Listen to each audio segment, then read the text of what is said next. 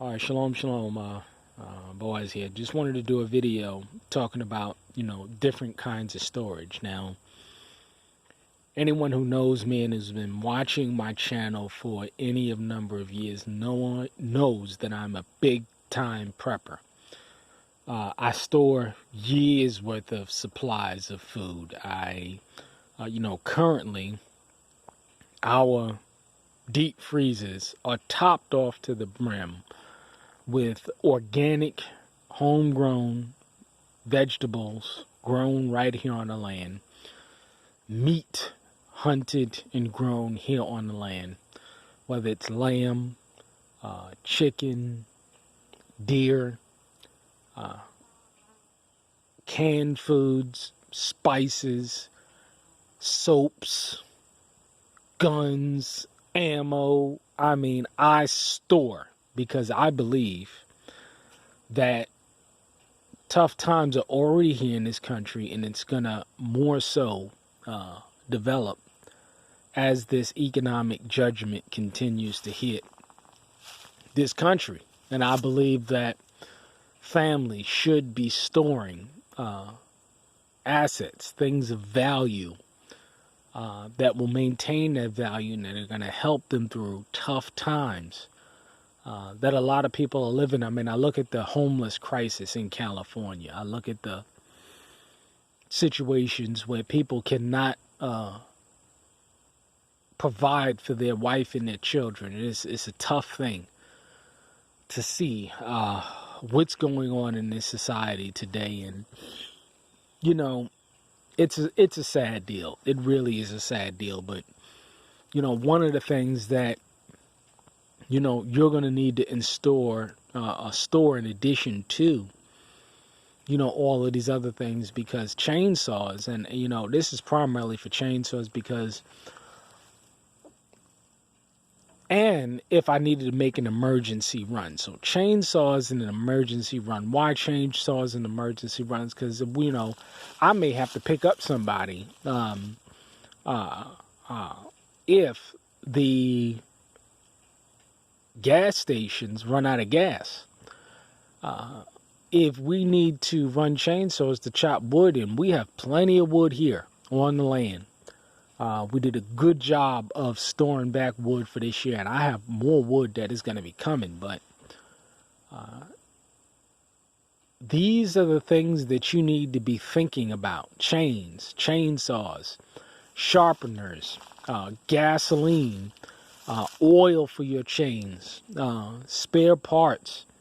What you see here is about 30 gallons of gasoline that I store. And I store this away from any structure just in case anything happens, but there's no danger of flammability taking place. But I also store propane tanks.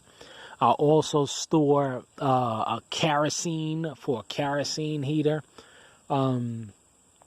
So it's about being prepared. If gas prices spike suddenly, I'm prepared to do what needs to be done in order to if I need to go and pick somebody up, or if I need to run the chainsaws, because I tell you, you can endure the heat. It's been a grueling summer here. This week is going to be 90 plus degrees. You can endure the heat, but you cannot endure the cold. This is why I'm focused on the raised beds, fall garden. They're easy to maintain. This is why I planned it well in advance, where it's, those raised beds are well maintained. But in addition to that, making sure that you have enough wood, and that if you needed to chop up a whole bunch of wood and put an axe to the rest of it, you could, because you can survive in intense heat. You can, you can sleep outside in a tent, you can do that, but you cannot survive in 12 degree weather, 10 degree weather inside your home. I don't care if you're inside or you're outside, it's going to get cold in that bitch, okay? It's going to get cold. And so you better make sure you have wood, and you have the ability to chop wood vis-a-vis chainsaws to get you through, as well as wood stored back. We have wood, a substantial amount of wood set back besides each home. We have wood burning stoves that's ready to go and that I can install, and it's ready to go. We have kerosene heaters. We have propane heaters. We have all of these things here.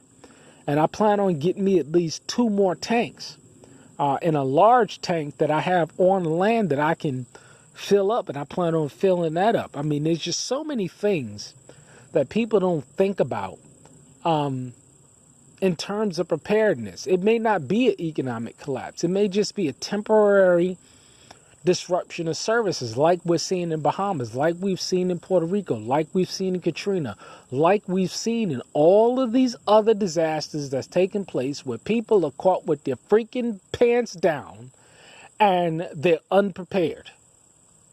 A wise man foreseeth the danger and he prepares his house. And it's amazing how so many so-called men of faith, Hebrews, don't even have a gun to protect their families. But when the Messiah clearly said, if you don't have a sword, sell one, sell your cloak and buy one. It's amazing in function how you see how people are so unprepared, but they claim that they love their families, but they are not prepared to protect, provide for their families in times of hard need. They're hypocrites. They're liars. They're deceivers. They don't love their families at all, because by their fruit you shall know them. Period. Period. I tell you. You know, a lot of people, they can't stand tough talk. They can't stand the truth when it comes forward because we live in an effeminate generation. We live in a generation where, you know, everybody think they're men, but in function, when you look at them, when they look at the mannerisms in their lives, they can't support themselves. They can't support their wives. It's a shame. Get around people of like mind. Get around people that are sick, because everybody can't stay here. Everybody can't live here. Get around people of like mind and precious faith that are serious about building real skills, acquiring real assets, and developing real friends. If someone is not on that agenda, the hell with them.